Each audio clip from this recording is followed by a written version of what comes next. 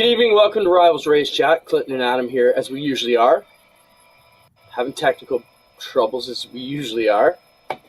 But we're here, bud. How you doing? I'm all right, man.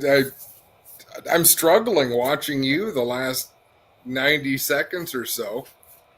I don't like it when things don't work for you. Yeah, but like 5 minutes ago, I tried to plug my headphones in like I do every week, and they're just not picking up. So if the sound's a bit off, we apologize for that. But felt it was more important to get on the air than it was to worry about having perfect sound quality. We got Todd Lewis coming on to talk about NASCAR being on Rev. What does that look like in the coming weeks now that NASCAR really gets revved up? The NASCAR Canada series on Rev as well. Plus, Todd's got a full slate of everything he always has going on. So when he's ready, Spencer, bring Todd on.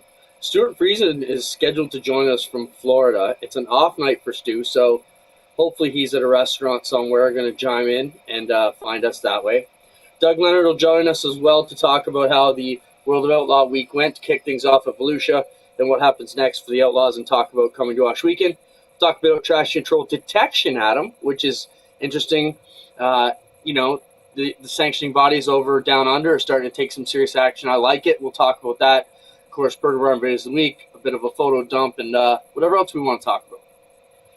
Without further ado, how are you doing?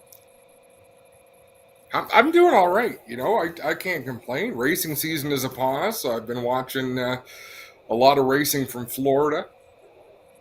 Connor's heading down tomorrow. Yeah, lots to see.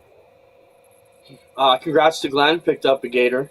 We were talking about it on the show last week, and he didn't quite get it done. Got it done the next night, so congrats to him. I know it's something he told us that was the race, the one car he figured he was closest in. Let's bring Todd on. Todd, welcome to the show, bud. How you doing?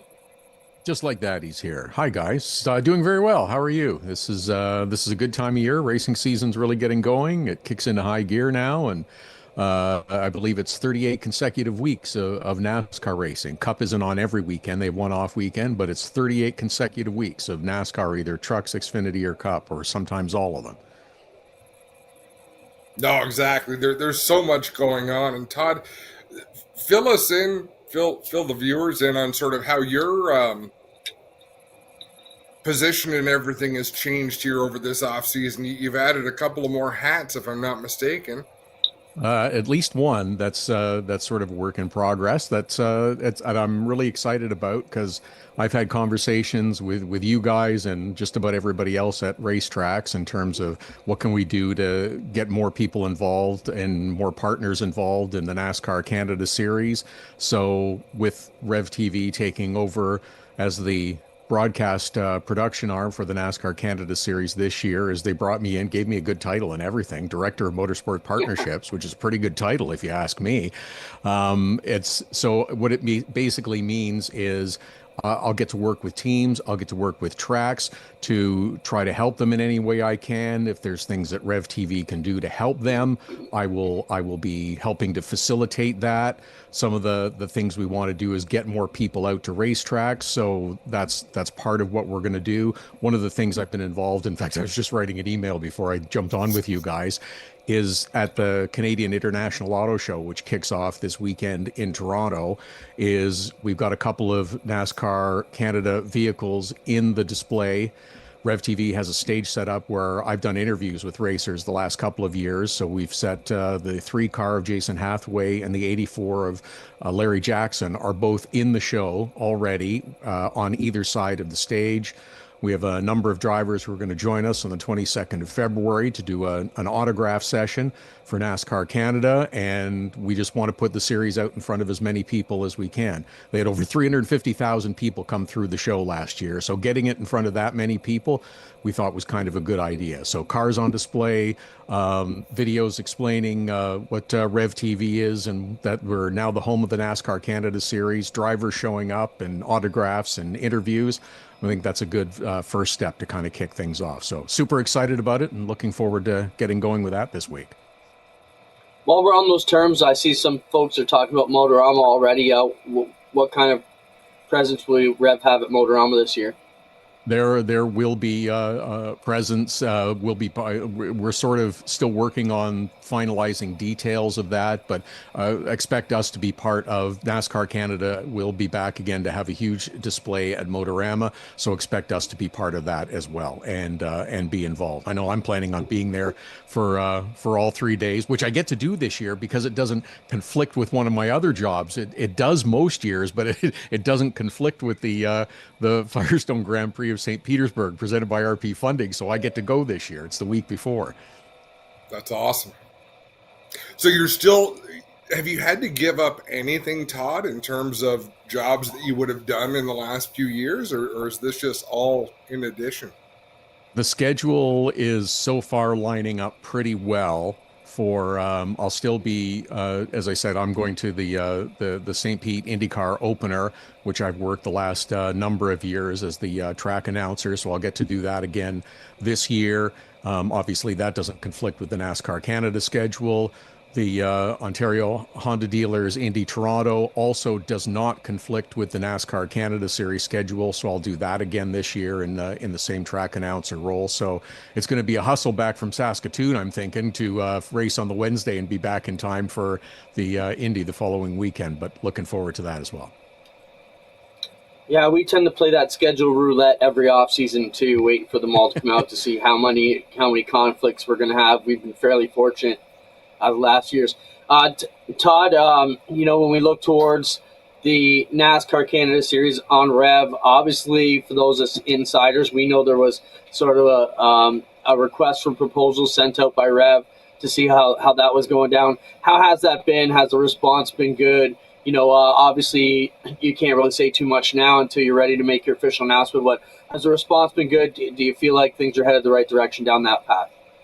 There's been good response. A lot of people have sent submissions in with some interesting thoughts and ideas, and now the process is to go through them and examine what everyone is proposing, what the costs are involved, what the logistics are involved. We said since the start of this process, a couple of months ago, I guess now, is when the announcement or the deal was signed. The official announcement was released in January.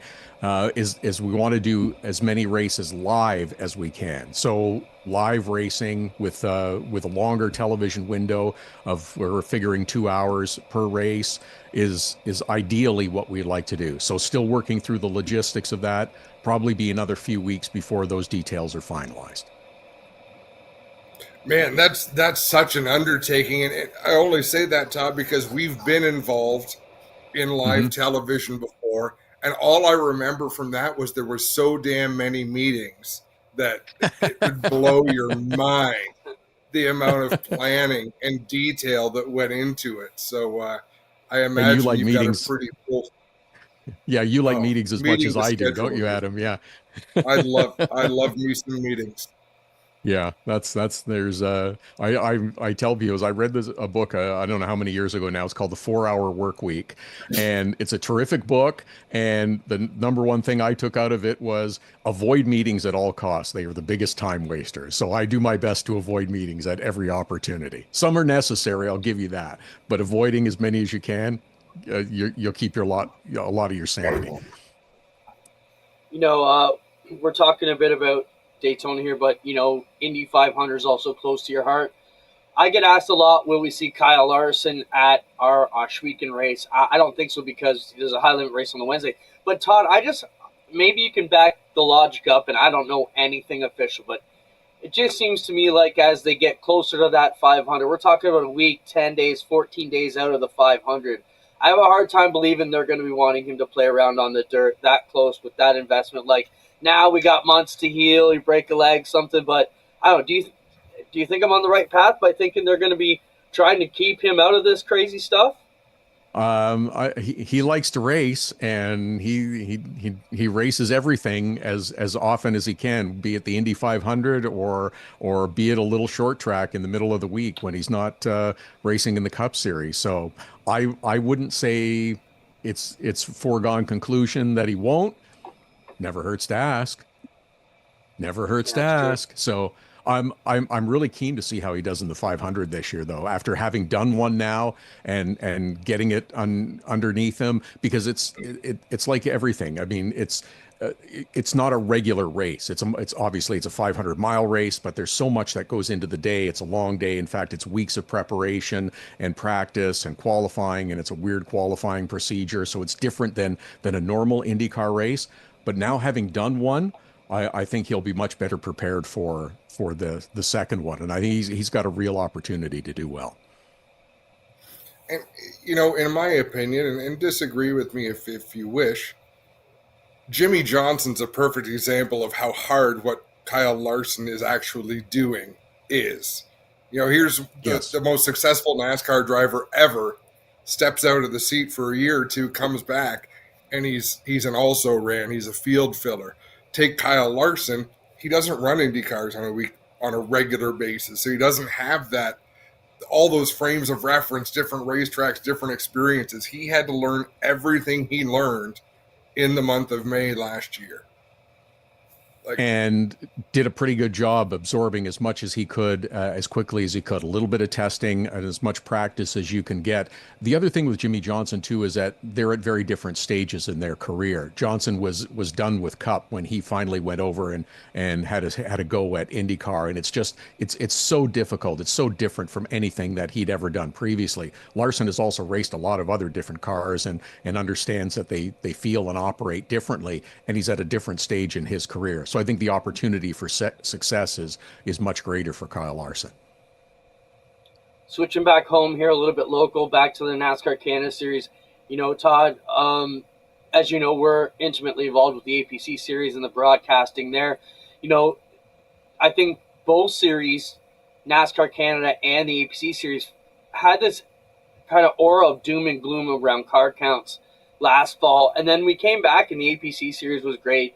NASCAR Canada Series struggled a little bit certain dates. Obviously, going out west is tough. But what are you hearing about car counts this year?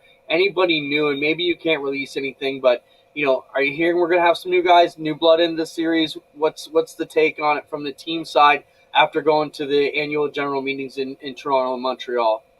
I think there's a lot of excitement about this year from teams that I spoke with, is that they're excited about the new opportunities with live television and Rev TV to see what we can do there.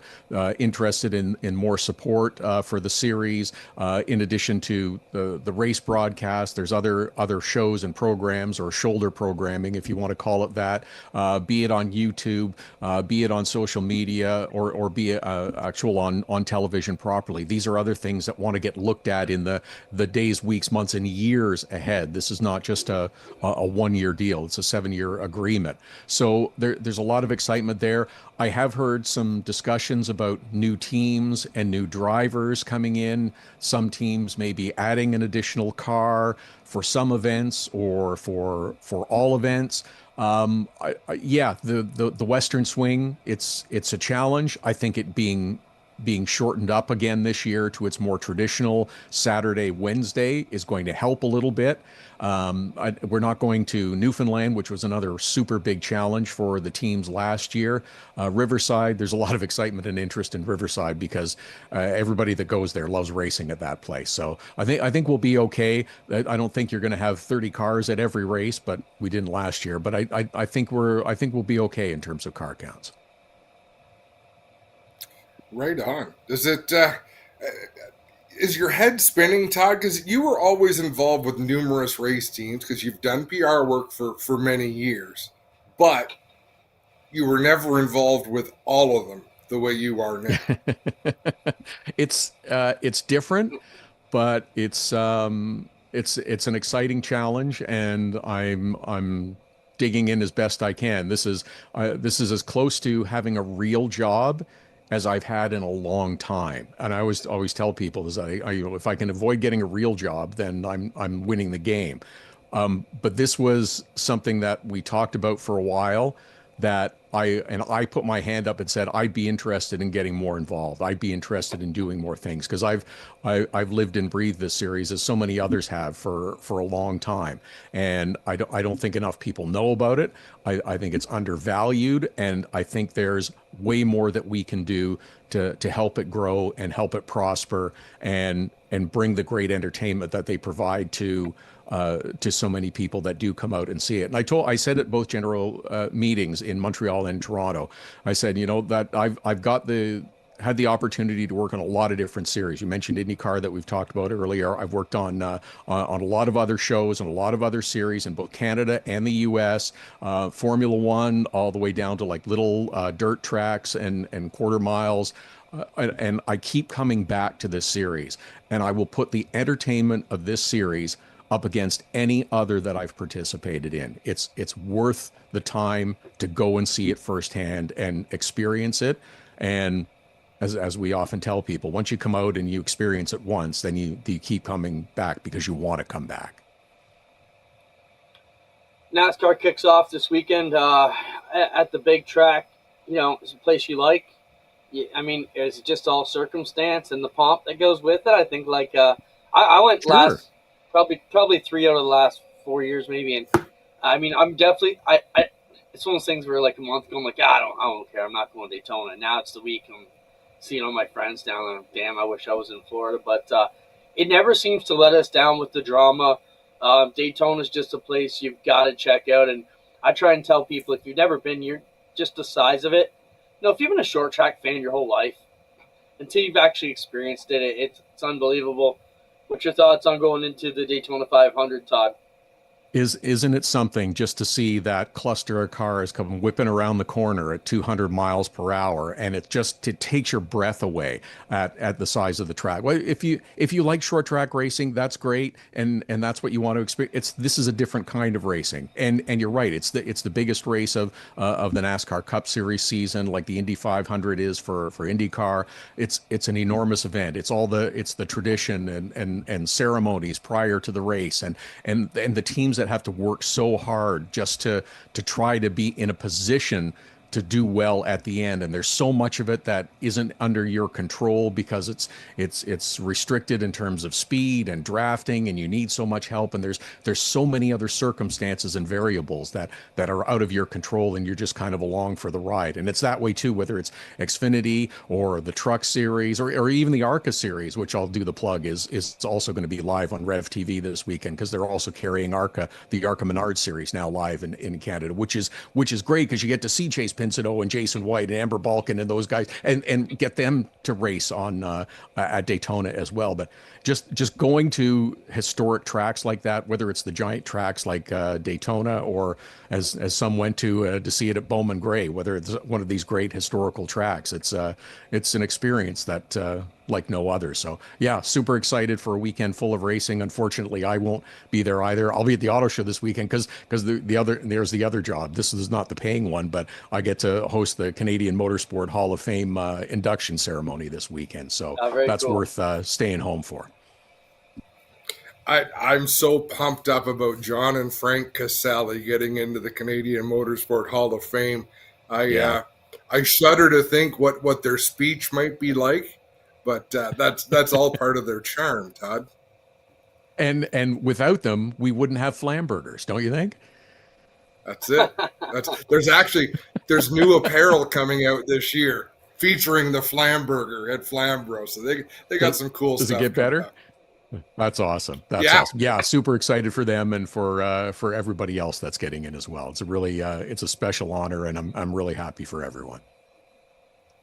Right on, Todd. Thanks for joining us here. We appreciate your time. We'll keep us up to date on everything happening with Rev and the NASCAR Canada Series as we move through the summer.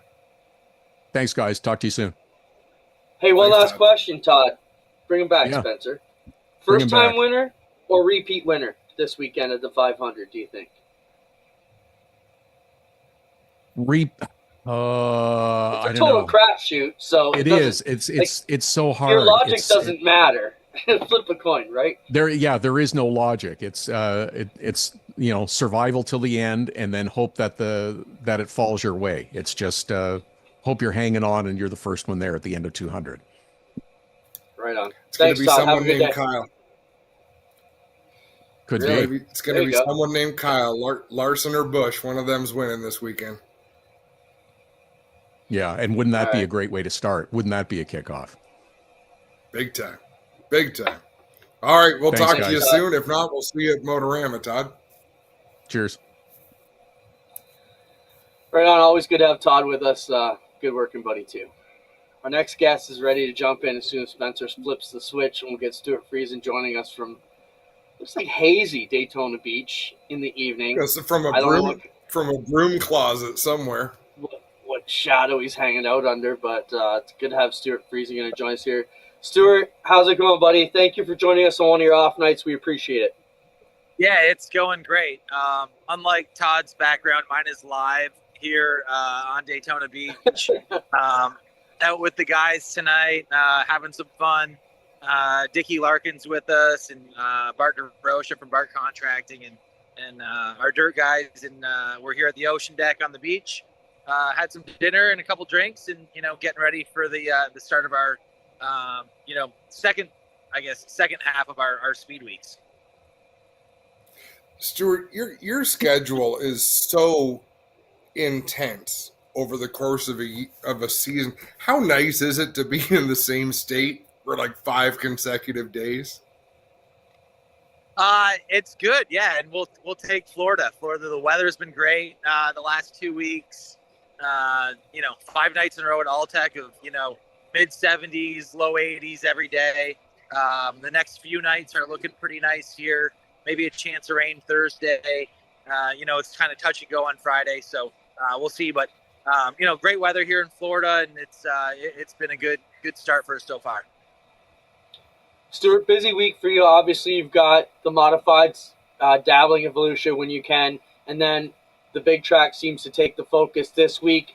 When you get down to the truck, how do you feel about your chances Friday? We were just joking about how Daytona's luck. Is there any skill or experience that you can use in the draft to help you, or is it just bullshit luck for you too? Well, I think all of that. As a race team the last few years, we haven't put a lot of emphasis into the speedway racing as far as development and wind tunnel and all that kind of stuff. We've been really working on our intermediate and 1.5 mile downforce body package. That being said, I feel like we're in a good spot with that, but our speedway trucks are solid. Didn't qualify great at the end of the year last year at Talladega, but we had a truck that could obviously race good in the draft, and we could be in the front of the pack with the right pushers. And I think it's going to come down to a lot of that this Friday night. But it's so circumstantial, and like you called it, there's a lot of bullshit luck that goes along with it, and hopefully we have the good kind of luck and not the bullshit, and can be up in the front, maybe score a couple of stage points, but just try to be there at the end with the fenders on the thing, and have a shot to get out of Daytona, maybe with a checkered flag. You never know. Everybody's got a shot, but get our season started off on the right foot. Stewart, when people see the Hallmark truck at Daytona, do you have more friends than you have enemies at a track like that? No, I think I've been around long enough. I got a bunch of friends now in the series, and guys that I'm comfortable, getting pushes from or pushing. Maybe there's a few new faces in the series that that comfort level probably isn't there yet, but we'll see. It's all, like you said, it's all circumstantial. It's all, being able to make use of the racers that you're around and the speed that you can make as a group. It's a big kind of teamwork deal. You got to race with the guy in front of you. You got to race with the guy behind you, and try to make speed to get to the front of the pack. So we'll certainly try our best to race a little bit, but if all else fails, we've done this before. We might try to bail out of the draft and ride in a pack of 4 or 5, kind of behind. Crafton kind of likes to do that sometimes. Timmy Hill, who's a friend of mine, likes to do that. And if all else fails, we don't have a ton of raw speed to lead a pack. We'll try to do our best to take care of our equipment and be there at the end. Stewart, how is the truck deal going for you? Like, we see you have great seasons and then you struggle a bit, do you still have the full passion for the truck, and or does it some days feel like a job? No, I still am super passionate about it. We're in a unique position. We're a single truck team. We build our own chassis, we build our own bodies, something that we're very proud of. But it's tough. The tough days are tough, but things like that makes the good days all that much better. So we ended 2024 on a high note. We had some really good runs and a lot of good speed. So we had a really good test 2 weeks ago at Rockingham, where we were able to finally, in the last 4 years, we haven't been able to test or really have an open practice where we could just, for lack of a better word, just throw shit at it and see what stuck. We didn't chase the racetrack. We didn't try to set any land speed records at Rockingham. And that's a good thing, because even the tire we tested on, I think we're going to go back there and race in May or June or whatever that race is with a totally different tire. So we didn't get caught up trying to race the racetrack. We just ran through a bunch of changes, and I got a really good feel with some shock changes and spring changes. And that's something as a race team we've needed for the past 3 or 4 years. So it feels really good to be able to got and went and done that.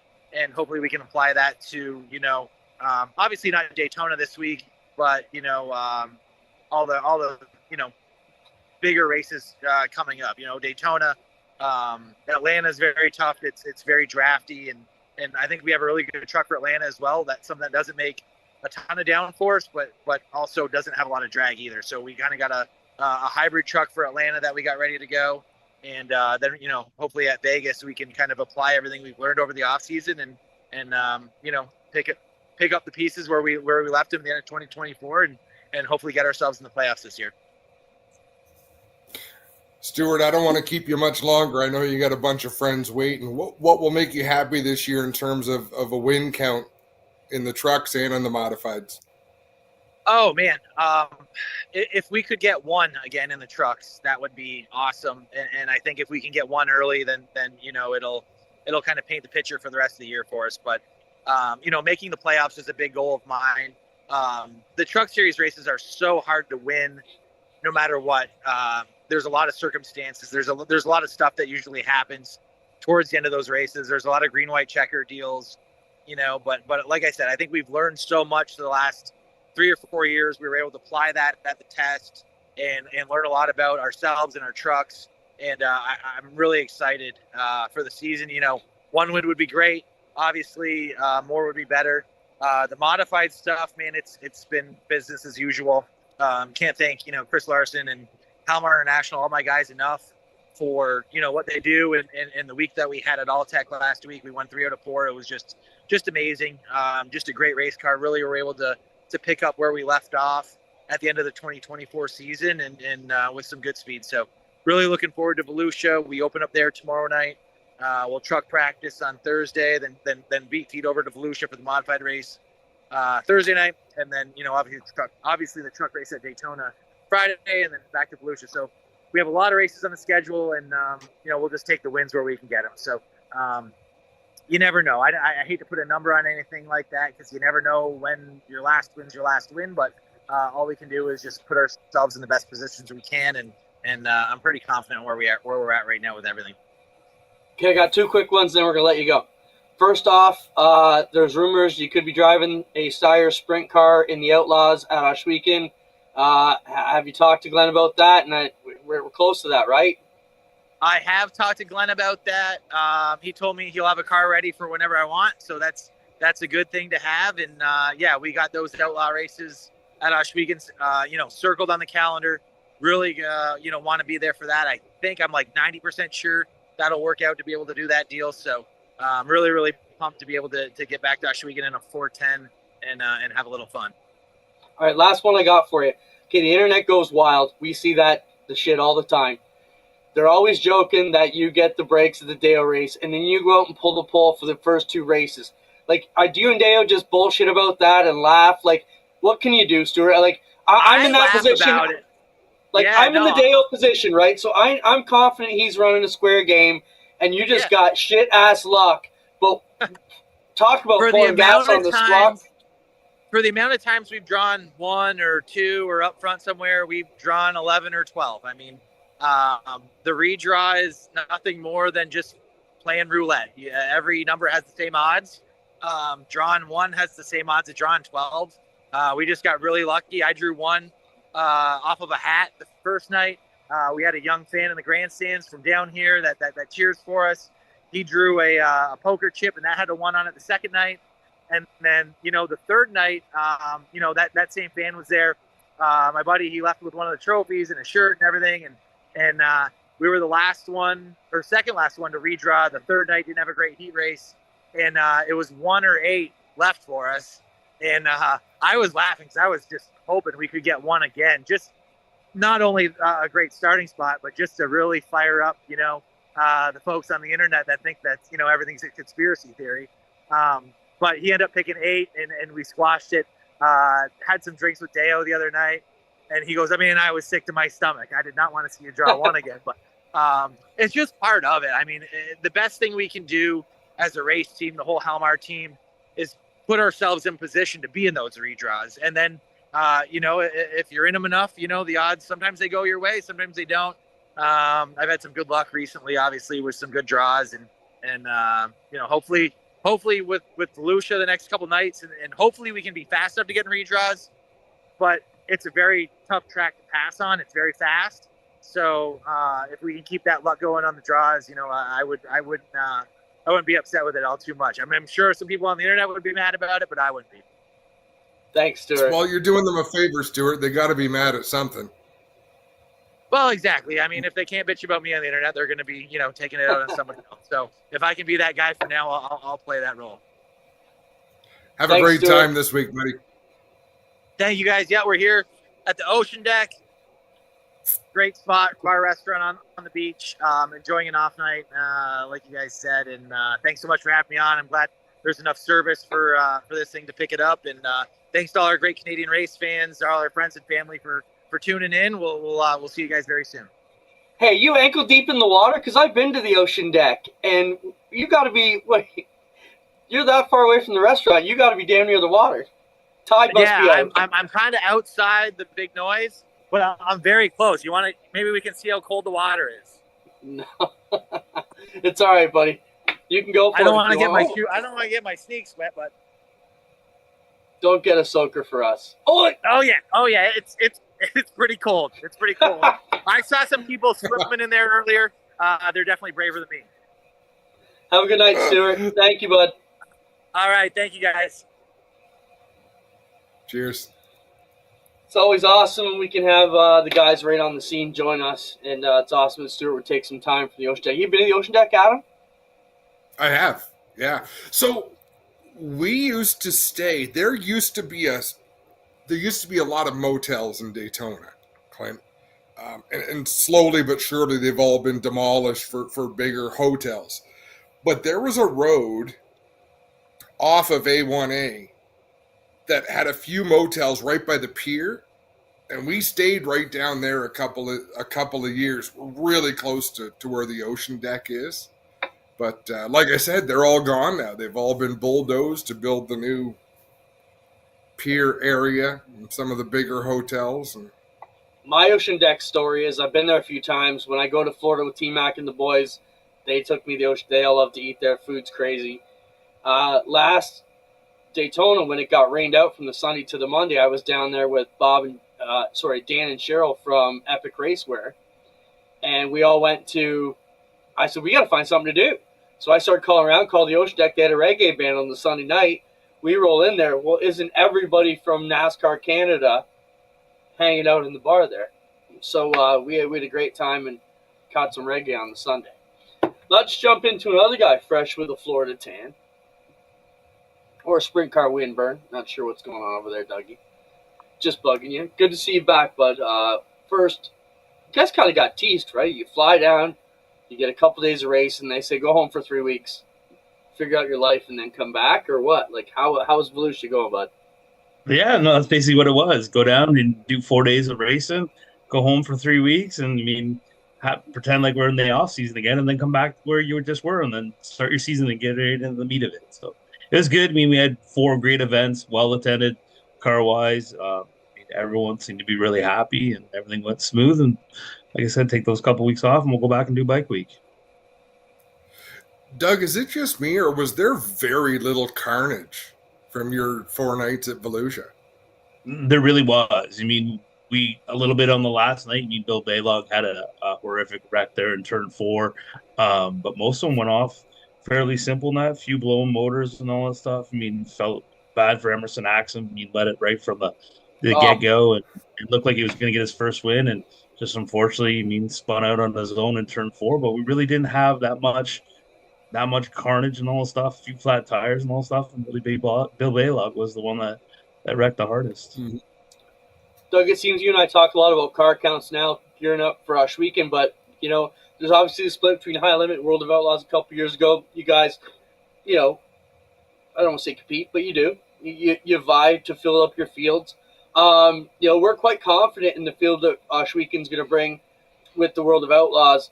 Let's talk about just in general. I mean, you guys got some good young talent. You mentioned Emerson Axum. I thought the racing was great. I don't think you guys were lacking anything going into this week. And then to have Christopher Bell jump in with Kreitz, amazing story right there. And then Larson and him, Dyke, you know, duking it out. And then the kid leading them both and spins on his own. Like, you can't write better stories than that. How was the vibe from the whole World of Outlaw crew leaving after the first week? Like, you got to be proud with the whole product. And even, like, the storylines and everything were epic. Yeah, no, 100%. I mean, 14 platinum drivers we got committed, 6 of them rookies. I mean, that rookie field is just going to be astronomical and great. Certainly Kyle Larson and Christopher Bell being at the top of their game, and Christopher getting the permission from Joe Gibbs to come back and race, winning on Thursday night, and then obviously Kyle Larson cleaned up on Friday and Saturday. The crowd was crazy. I mean, the racing was good. Those two were the show, and those 3 races themselves out front. I mean, the entertainment value was definitely there for us last week.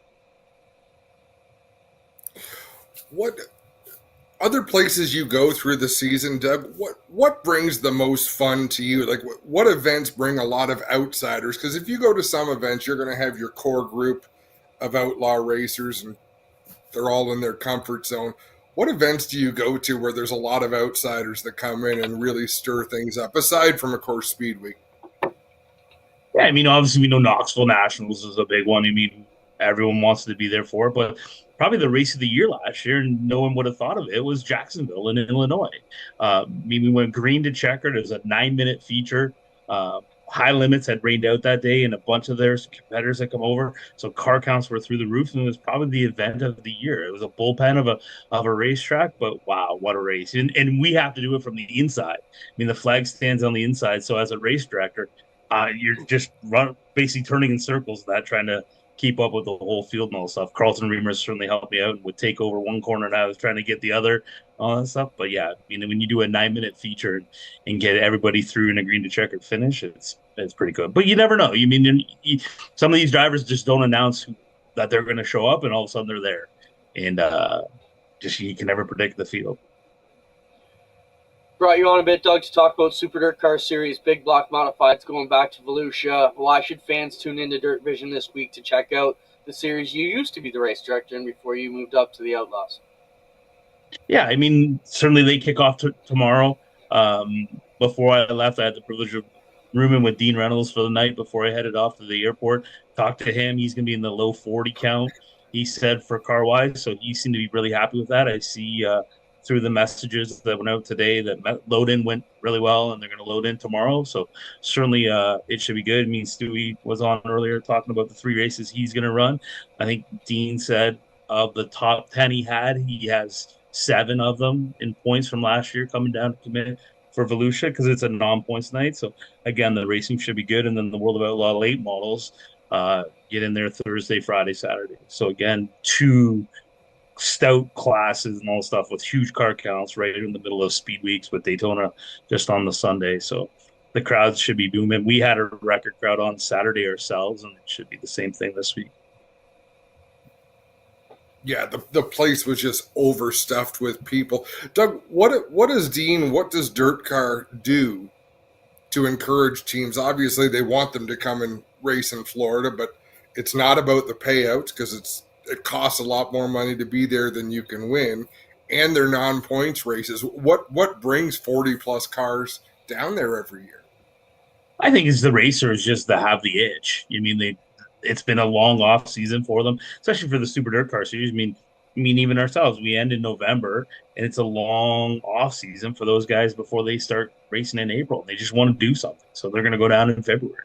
I mean, for our guys, it's the same thing. Most of our drivers are doing it as their careers, and this is what puts bread on the table. So they certainly want to get in there and race as much as they can. You've seen what a lot of them did in Australia. They keep on top of their game, and now they want to kick off that season in February. Doug, I got a bunch of tech stuff, but I don't know if I want to get you in shit over it because it's sprint car shit. And I just think maybe we should just hang up on you, and then Adam and I can fight about it. Unless you want to hang around, you let me know. So you go ahead. I'll try a little bit. Tech's not my department. I'd rather race. All right. Let's we'll preface the story with that. You're not the official tech guy. First off, let's just do some rapid fire. If I can have a couple in a row here, Adam. Top wing on Larson. A lot of chatter this week about them switching top wings from top. People are saying didn't have the supports in it, all kinds of stuff. Was there any chatter that you can tell us about that? No, because he wasn't the only one. There was a few that switched out wings on it. I mean, as long as it conforms to the rules, there's nothing in our rule book that says you have to use the same wing that you qualified in to go feature racing. All right. I should have hung up on you because I want to dig into it deeper, but I'm sorry. Yeah, let's get rid of Doug so we can talk for real here. And I just don't want to get you in trouble or put you in a spot where you're saying anything that gets construed or whatever. Anything you want to say to Doug before I kick him off, Adam? Yeah, well, why? Are you worried that the facts might get in the way of the spin you want to put on the story? No, I just don't want to get Doug caught up in some bullshit that doesn't really relate to him. He's a grown-ass man. He can plead the If you guys need another guest, I could get Ethan McDermott, our technical director, on for you guys next week, and you can ask the questions to him. Definitely. I smell a rat. Clint's trying to set me up with something, Doug, and I want no, you. I don't want I'm you really to not. I'm really not. I'm really just trying to keep Doug 100% of the hot water. Thanks for stopping by, Doug. You can stick around and watch. And if you want to chime in, you're in the bottom there. You can put up your hand. We'll bring you back. But I'll let you go so Adam and I can fight this out and get into the conspiracy theories of what was going on. Being an official, you should just stay out of it, okay?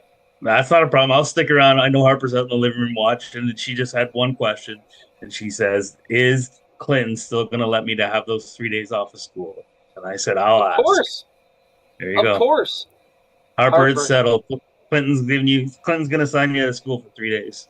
If your dad makes you go to school, you can come live at our house, and you don't even like me. But you can stay here if your dad makes you go, because that's just total bull. All right. Thanks, Doug, for stopping by.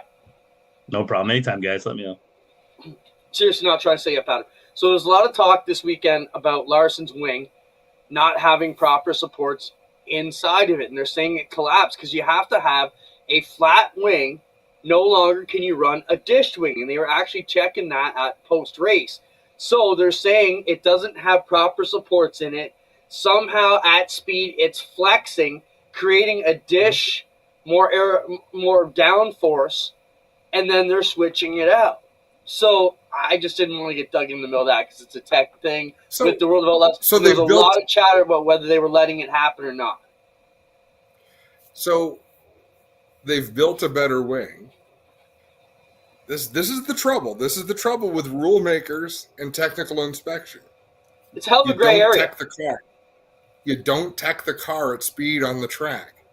If you can make your car do something that bends physics, do it. It's the World of Outlaws, for Christ's sake. There shouldn't be a rule book at all. Yeah, they're outlaws. You get into Formula One type territory where everything becomes space age and carbon fiber, and we run the sport right out of itself.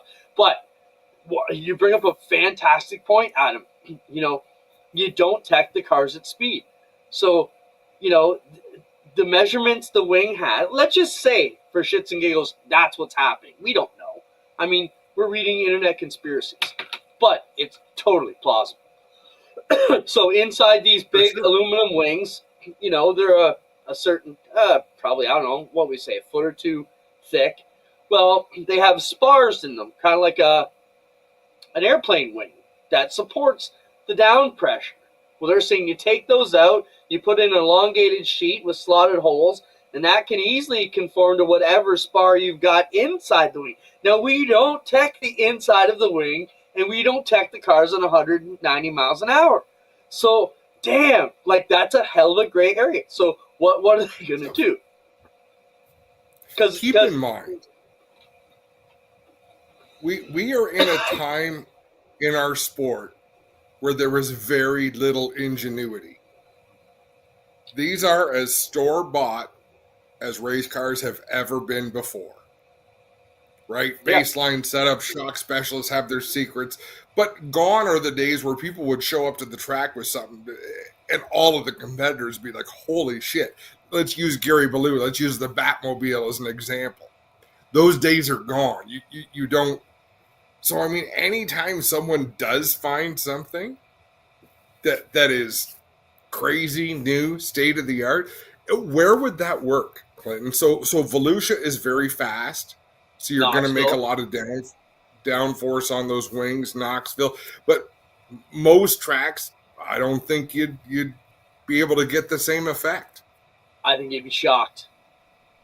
And why I say that is because Rob Lettingham showed us many years ago at Humberstone when I was working on there. He knocked the nose off his late model at Humberstone.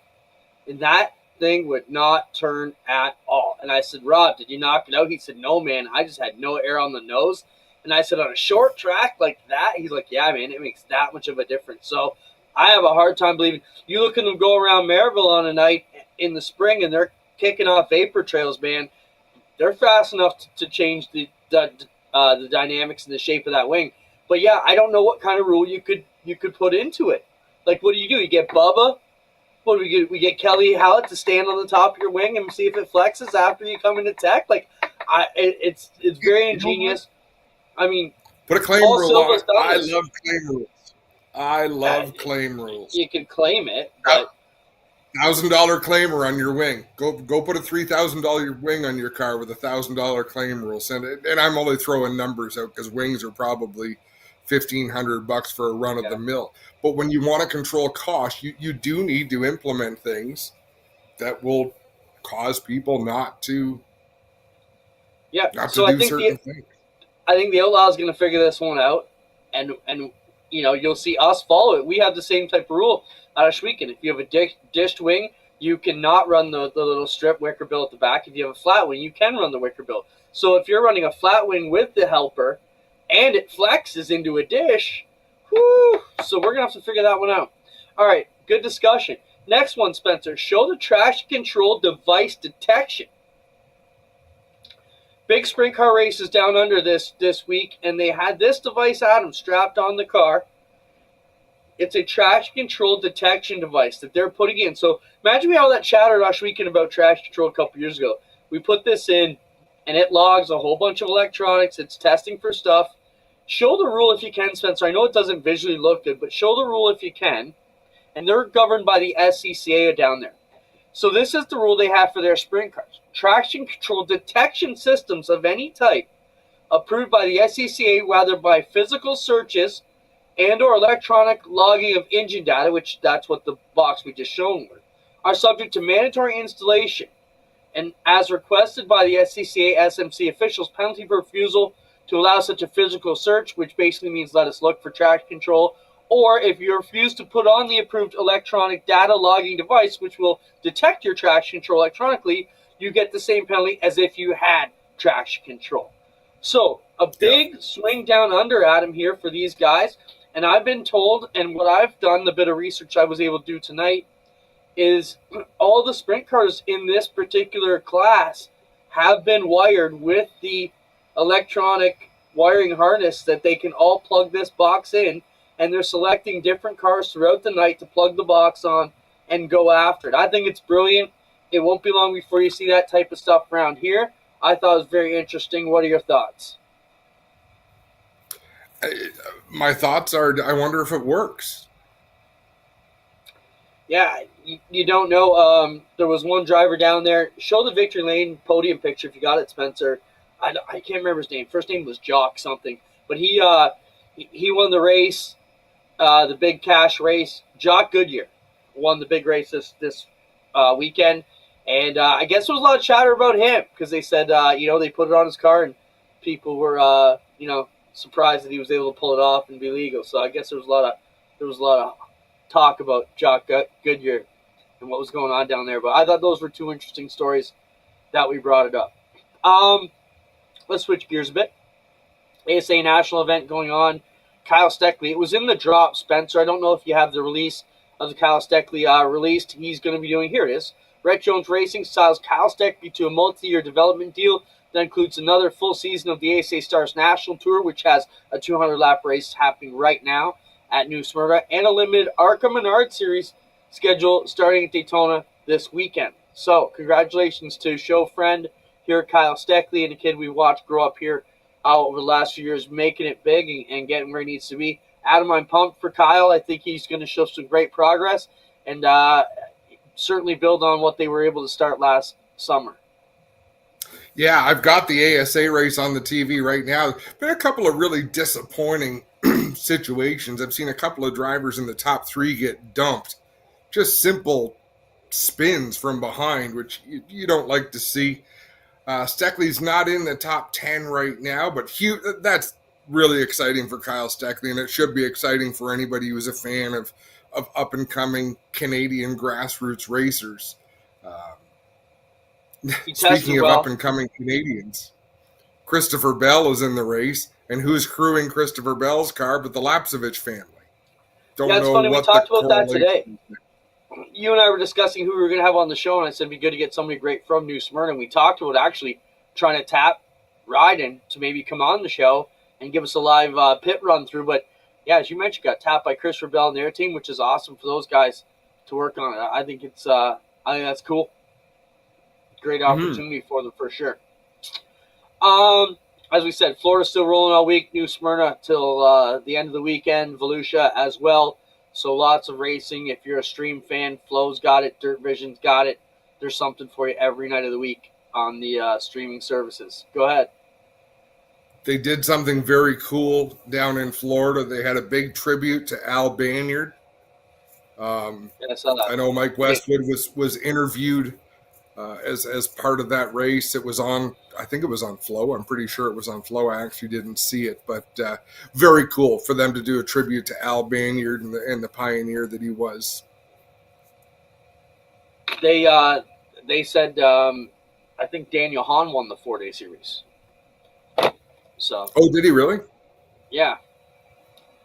Stewart just said, I know we're Canadians. You guys can hear me. I'm sorry for the unprofessionalism. I said, great, man. We love to keep these guys real.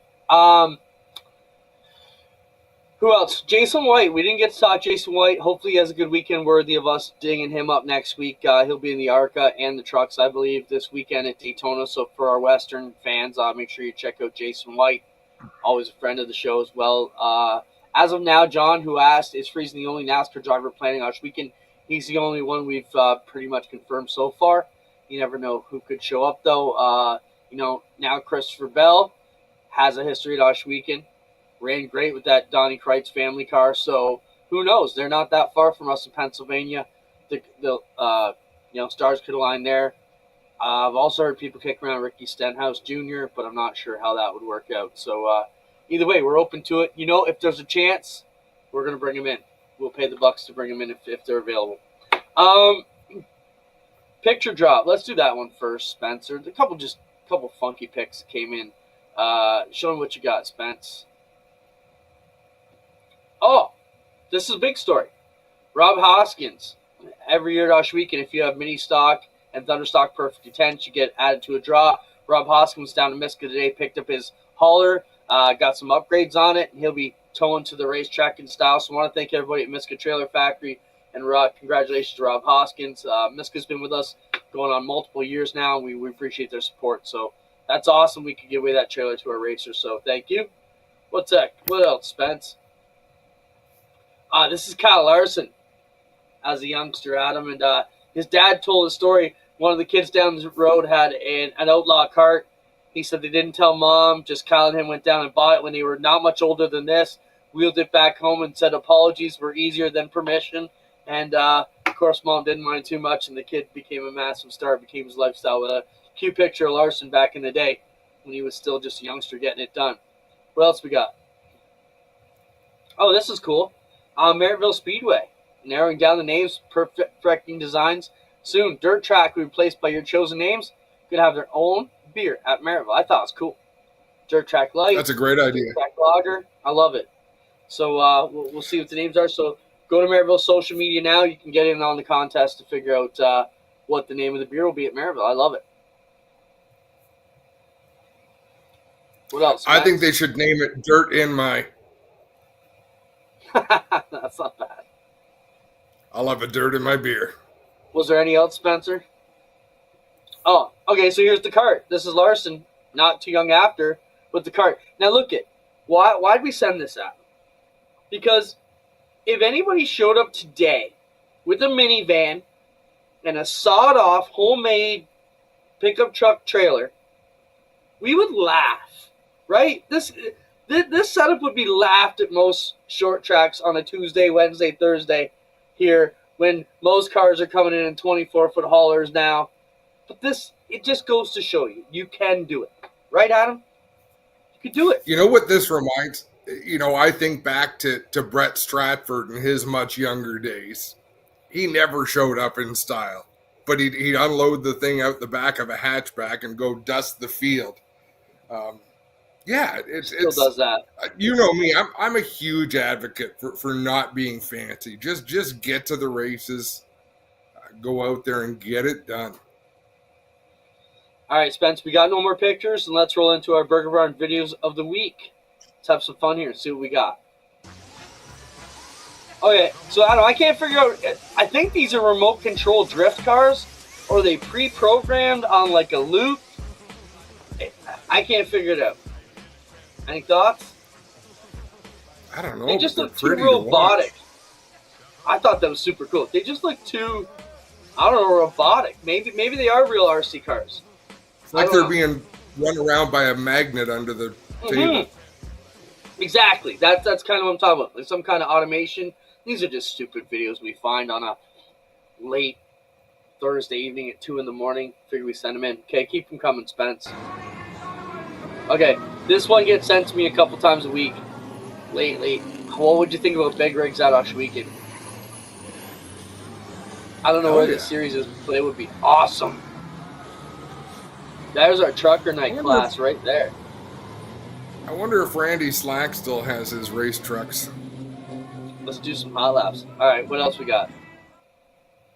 Squirrel sitting over in turns 3 and 4. I would not is there sound with this? Oh yeah, you got plays from the start with sound. It's kind of running around out there. They tried to catch it before the race. Just keep that in mind. What is it? It's a squirrel. It's not wearing a helmet. Not one of them squirrels. A real squirrel. So come on, there's a squirrel on the track, and obviously, if you're not familiar with a squirrel, is a racer name for a slow racer who's in the way. So, all right, what else we got? Okay, so is this cool or not cool, Adam? They tied, so they cut the trophy in half. I don't know how you could tie, but that's a debate for you to pick up. But is this acceptable etiquette or not cool? Absolutely. Like, that's a great keepsake now. I know what we pay for trophies, and it pains me to see it, but I had to get your opinion on it.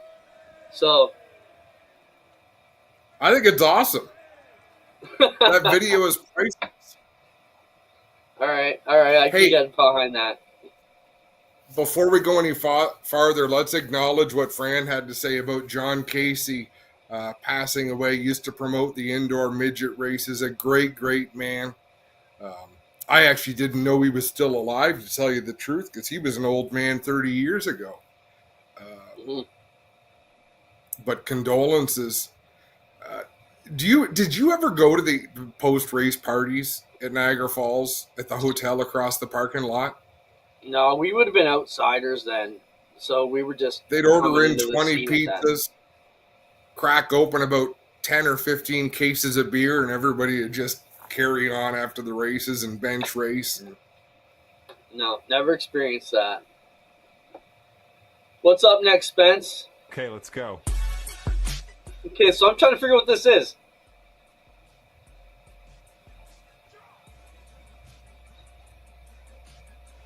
Okay, so he's got a moving truck. He's got a steering wheel, but he's foot propelled like Flintstone. At first, I thought it was a truck. Played a couple times, Spencer. At first, I thought it was like a backing up a truck trailer. And look at all the notes he's got all over the dashboard. What in the actual? That's what I'm trying to figure out. What is going on here? He's got a seatbelt on.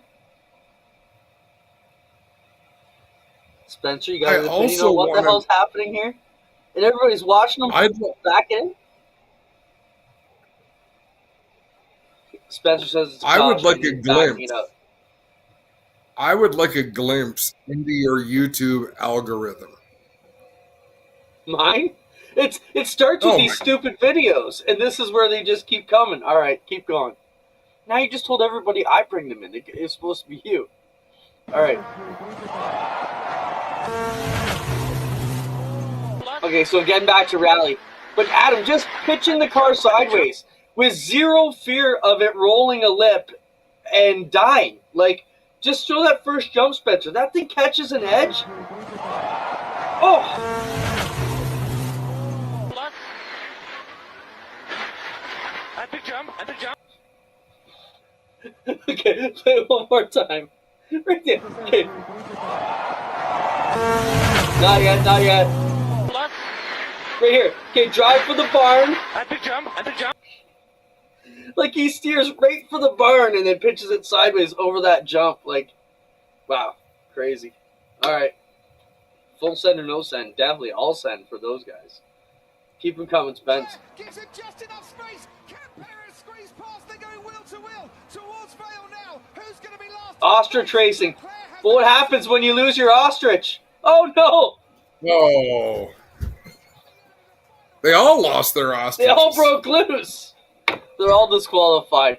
I want to ask Doug Leonard how he officiates that when you lose your ostrich. When the top three ostrich lose their ostrich, does it automatically go to the number 4 ostrich, or how does it work? Or do we rechain the ostriches? Or do we have a complete re-ostrich? I don't know. Is the transponder on the bird or on the trailer? I don't know. Last week got me to say the F word over the finish line, so we're not getting into that. You got me angry. All right, what do you got now, Spence? Okay, how does this happen, Adam? Is that oil on the track? Is that like Ranceville rain instantly? How do they all miss the apex? Yeah, it's got to be rain or oil. All right, fair enough. They just keep coming. All right, what else we got? I just think we need this on our desk.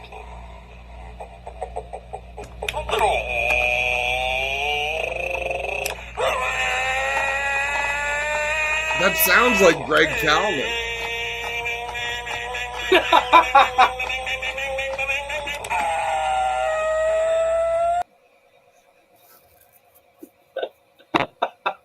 That's awesome. I need so much stuff from Greg now. I can't make fun of him. But that's just, you know, I'm going back to listen to that clip about 4 times. Oh, okay. I think I need to hear it one more time just so we can imagine it as Greg.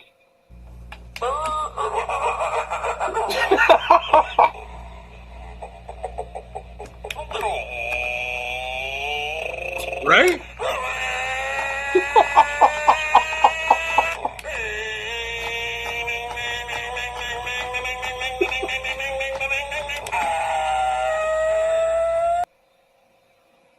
You can't tell me that's not Greg Conlon. Oh, I'm crying. When he gets to third gear, when he gets up to third gear.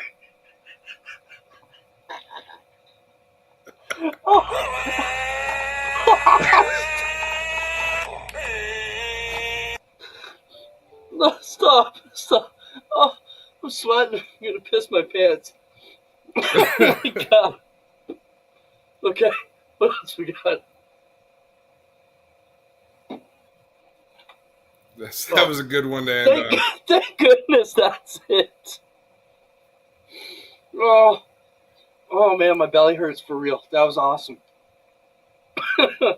I told Greg we still think he's halfway behind Weber Valley.